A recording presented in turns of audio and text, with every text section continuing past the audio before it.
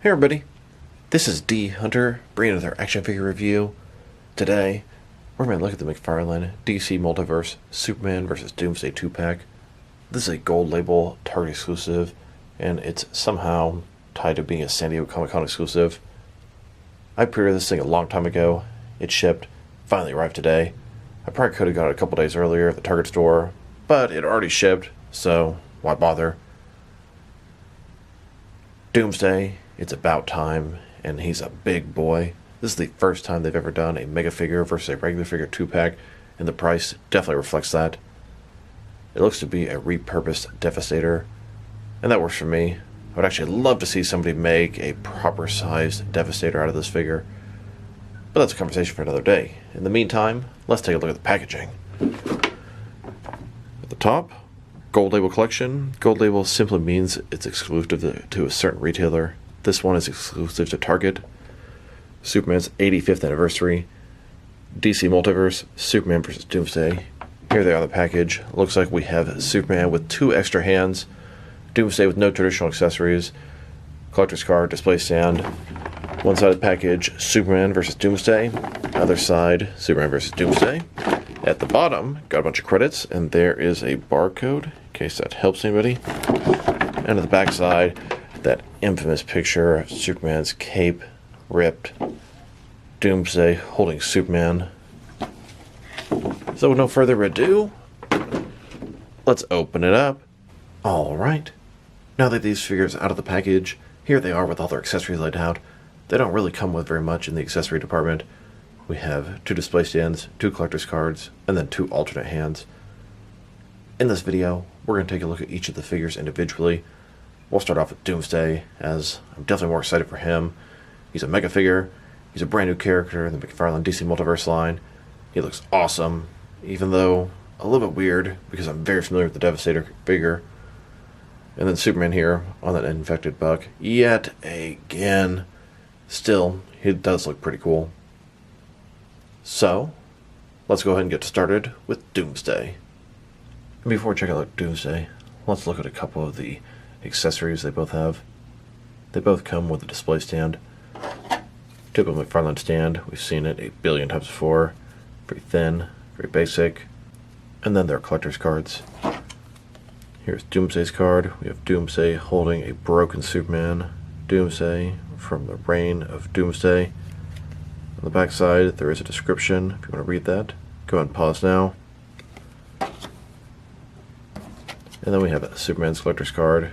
That iconic image. Superman, reign of Doomsday. On the back side, there's his description. So let's take a look at Doomsday. So far, I think he looks pretty freaking awesome. Doomsday is pretty much like the bane of Superman. Superman has Lex Luthor, Batman has Joker, but neither one is much of a physical threat. And of course, Batman has Bane, Superman has Doomsday. Around the same time, Bane broke Batman, Doomsday killed Superman. It was a big deal in DC Comics and lasted a couple years. It's really cool to have one of his biggest enemies, Doomsday, and he's giant. Doomsday doesn't always have to be this giant, but I like my Doomsday to be quite a bit bigger than Superman. So let's take a look. Start with his head here. It looks good. The little spikes all over his chin. The jaw is articulated. Hell yes. His eyes, I don't know, they're kind of white with red around them. He's got the hair. Spikes coming all out of him. Now some of these are added. These top ones here, and I can feel they're a lot softer. The original Devastator had a bunch of hard plastic spikes here, kind of sharp. Now, that does bother me because it's very, very familiar. I'm very familiar with the Devastator figure, so this all feels, you know, like more of the same. We'll check out the comparison depth a little bit shortly here. Single jointed elbow, single jointed knee, no toe articulation. Biggest complaint here with the paint job. The sculpt is very nice. And we got texture on the shorts too. But the paint job could be better. The sort of bone or spikes could be a little bit better color. The hair It's all just very bland looking. He even has pieces of what would be a shirt for the original Devastator sculpt, and those should be painted. They should probably be painted green, kind of like his shorts. A repaint could really bring out the sculpt as usual. An absolutely tremendous sculpt, but a paint job that doesn't fully give it justice. And just a closer look at his face and head sculpt, which I think is pretty good. I love the articulated jaw. The eyes, they almost have sort of a glowing sort of look to them. Well done. Now to check out the reuse between Doomsday from Devastator.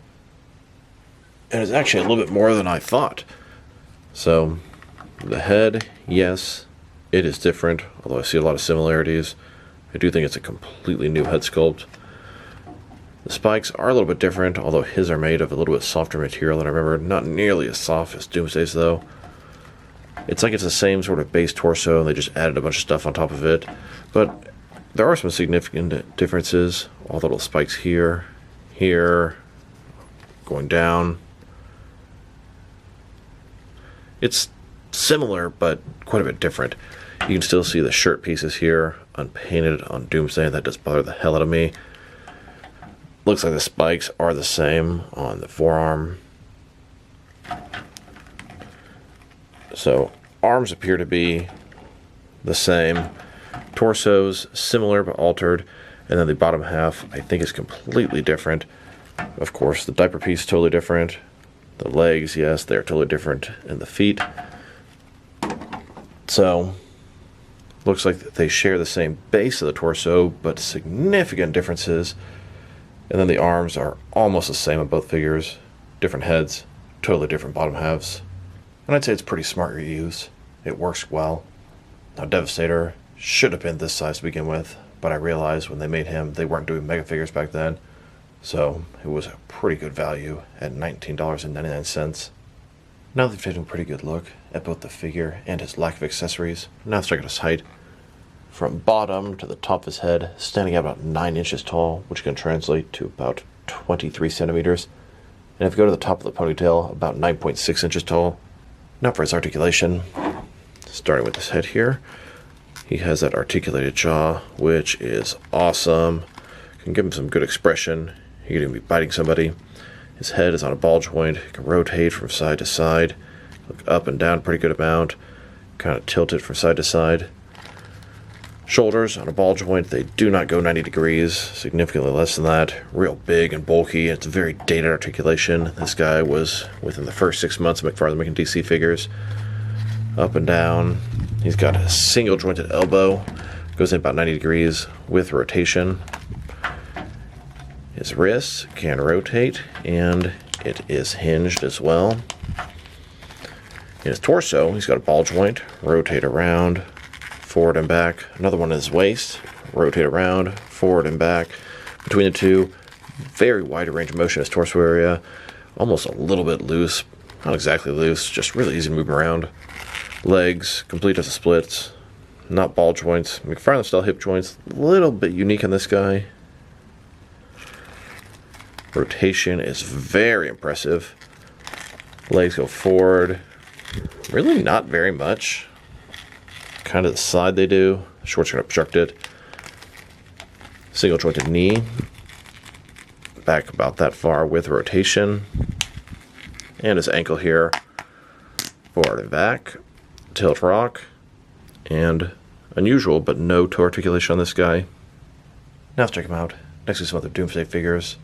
Here he is, next to the Mattel DC Superheroes Doomsday. Then, next to the Mattel DC Multiverse Build-A-Figure Doomsday. And here, next to Mattel 12-inch scale Doomsday from Batman vs Superman. This is the only DC Cinematic Universe Doomsday out there, and he scales up okay with McFarlane figures, although looks incredibly basic. Here are all of my Doomsday figures. There's some pretty nice ones out there, but my collection is predominantly Batman related. And here he is, next to both my Devastator figures. They released Devastator both as a single figure and in a 2-pack versus an angry face variant of the Action Comics 1000 Superman. He had a little bit of a lighter paint job, a little bit closer to Doomsday here. Here's Doomsday, next to a bunch of other McFarlane Superman villains. We have Bizarro, General Zod, Darkseid, Doomsday, Mongol, Superboy Prime, Lex Luthor, and Ultraman. And Lobo and Devastator are kind of Superman villains. Lobo started off as an antagonist in Superman comics, and then Devastator is pretty much a cross between Batman and Doomsday. Now let's check them out. Next is some other McFarlane DC Mega Figures. Doomsday here is the newest addition to the Mega Figure family. The first time they've ever given us one in a 2-pack. A Mega Figure is a 7-inch scale figure, but he's way bigger than 7 inches. Sort of an oversized deluxe figure. They usually run about $40 each. Here he is, next to both Darkseid and Steppenwolf from Zack Snyder's Justice League. These were the first 2 Mega Figures they made. Then they released a Walmart exclusive Mega Figure King Shark from the Suicide Squad. After that, they released Swamp Thing, and there are 3 different variations, and there's even a 4th variation coming soon. Next, they gave us the Arkham Asylum Titan Joker and the Rebirth Clayface. Then, the Arkham Asylum Killer Croc and the Rebirth Man-Bat. Then, they released the ever-popular Mega Figure Bane and Necron. I could totally see them doing another Mega Figure versus regular figure pack, Nightfall Batman versus Bane, blooded up version of Nightfall Batman. In fact, I hope they do that. Here's Doomsday, next to Gorilla Grodd. Gorilla Grodd is the only Mega Figure they've done in their Page Puncher line. He was in a wave by himself. After that, they made Frankenstein, which was completely out of left field. Great character choice by McFarlane. And then Mongol, another Superman villain in Mega Figure form. Here's Doomsday, next to the Atom Smasher and Sabak from the Black Adam movie. And here's Doomsday, next to the 2 most recent McFarlane Mega Figures, Fulcrum Abominus and Calabac. Here are all the different McFarlane Mega Figures that I have. I believe I have all of them. The only one I'm missing is Carapax for the upcoming Blue Beetle movie, if the McFarlane store will ever ship my Blue Beetle figures. And then the next one's coming out. There's going to be the Anti-Monitor and the Justice Buster, and then after that, the Blacklight Swamp Thing. Now let's take a look at Superman. It's on that infected body once again. And it's not a bad body, but God, they have used it to death. That being said, it's a battle damage, sort of Rebirth style Superman, although this comic is way before Rebirth. See a little bit of damage here. It's not sculpted on, painted on. I appreciate a little bit, some sort of scuff marks up here. Angry face, a little bit of blood near the side of his mouth down there. I believe it's an angry, hushed Superman head without the red eyes. And it's pretty appropriate for this type of scenario. A little more scuff marks here. A little bit of stuff all across the body. But it really needs a little more damage, a little more blood, a little more rips. Cape, tattered up, pretty appropriate. The blue, the red, the yellow, very nice coloring for Superman. Red boots, red trunks, classic typical Superman from this era, the 90s.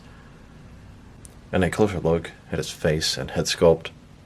It's angry, it's very appropriate for a pack of him fighting Doomsday. And here he is, broken down as far as he can go, with all of his removable parts detached. Now let's take a look at his hands. He has a total of 4 of them, 2 pair. He has a pair of flight hands, and a pair of open, sort of grabbing or gripping hands.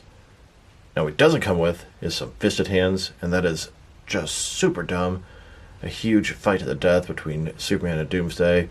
He should have had fisted hands. I always say, every single Superman figure out there should have flight hands and fisted hands. This guy has flight hands, and I could have even done without the flight hands in this set, as he really needs some fists to be able to pummel Doomsday. Here he is, with his first pair of hands. These are his flight hands, and here's his second pair of hands. This is a pair of sort of grabbing hands. Now, personally, I could have done without the flight hands. This particular set should have had a pair of fisted hands, and maybe these grabbing hands here, that way he could hold Doomsday and punch him at the same time. And the sad thing is, it wouldn't require any new parts.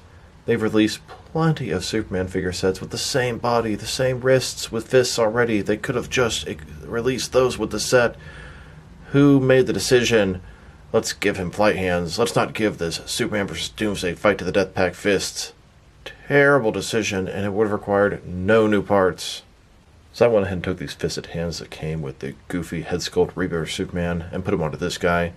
I'll give that Superman some leftover hands, but this Superman here needs some fists. Now I wanted to check out the reuse of the Superman. The closest Superman figure is the Hush Superman. Now, their head is 100% the same, but painted differently. This guy's got some blood on him. This guy has the red eyes. Going further down, the body is exactly the same.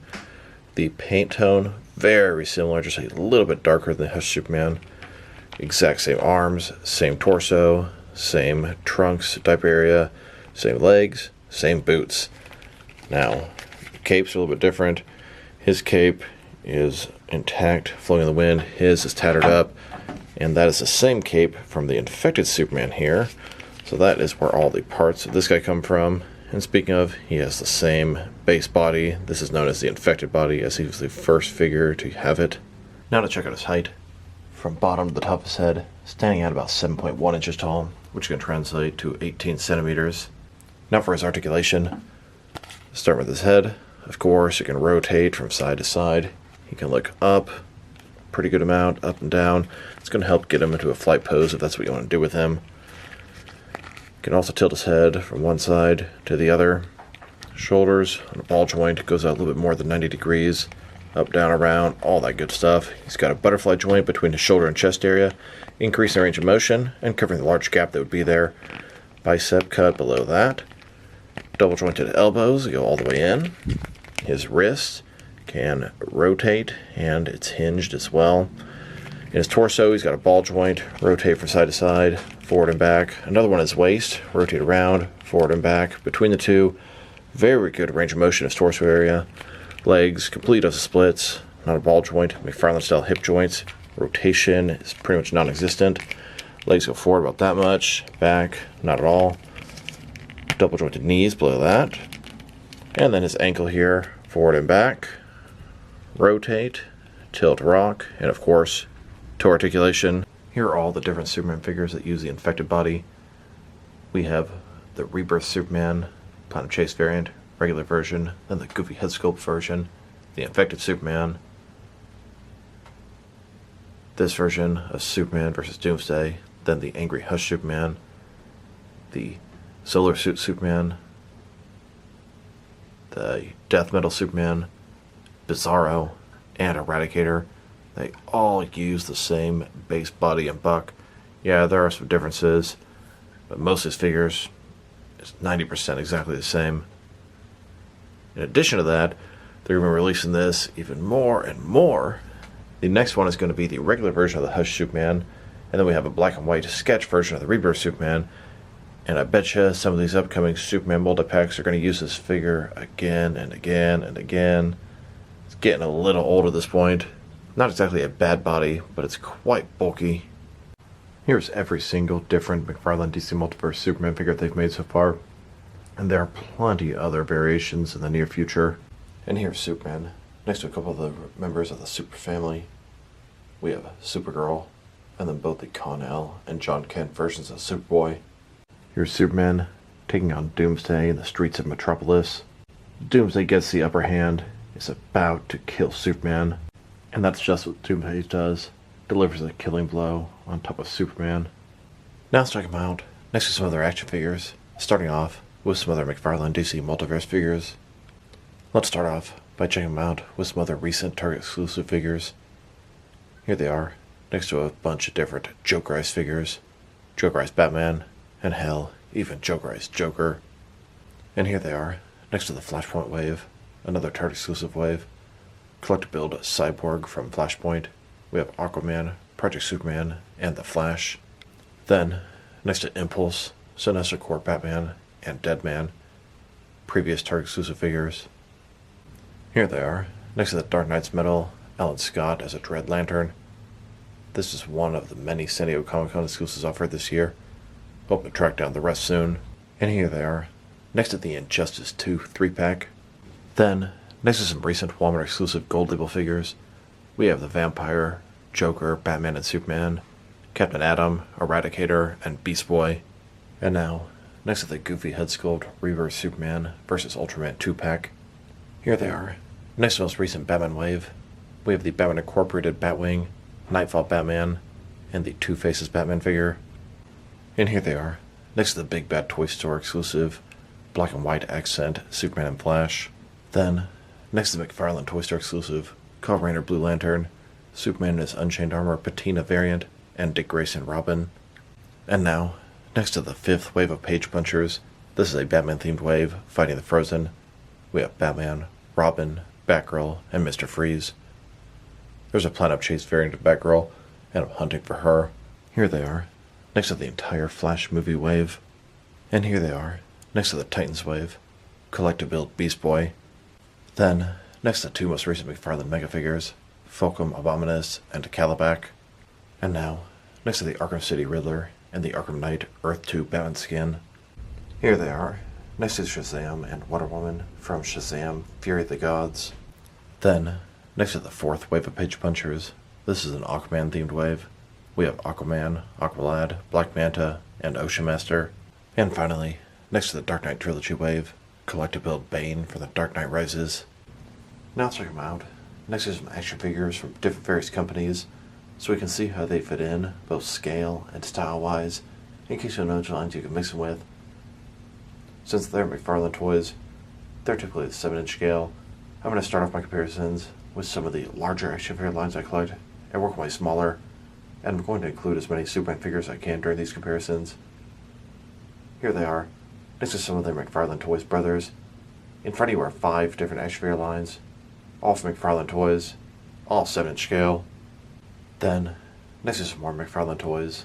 These are from different various video game properties. And now, with some Jack-specific wrestling figures.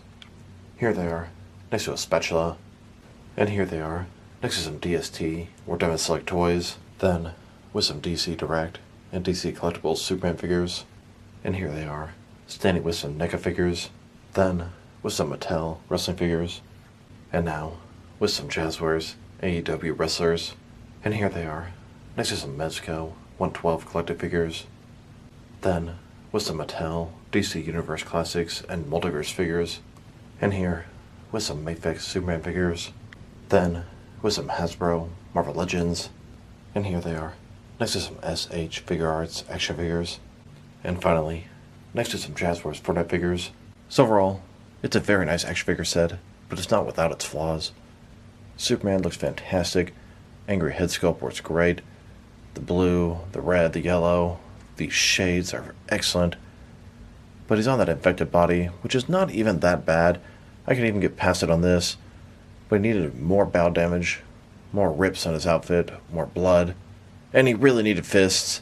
That alone really hurts his 2-pack. And then with Doomsday, he's great, he's big, but he uses a bunch of Devastator parts. And that's also not really a bad thing, but the paint job could be a lot better. He just kind of looks bland and boring. Some extra details on his spikes, extra sort of bones, the shirt could have been a little bit better. If I were to rate this 2-pack, it's a hard choice. I think it's going to get a 7 out of 10, but it could have easily been an 8 or an 8.5 out of 10 if they just did a little bit more with the paint jobs. More bow damage, some fists, a little bit better paint job on Doomsday, and this would have easily been an 8 or higher. Still, it's a very nice set for what it is, but could have been better. So this is D Hunter. Thank you guys for watching this video. If you liked the video, press like below. If you have anything you want to say with the video, add it to the comment section.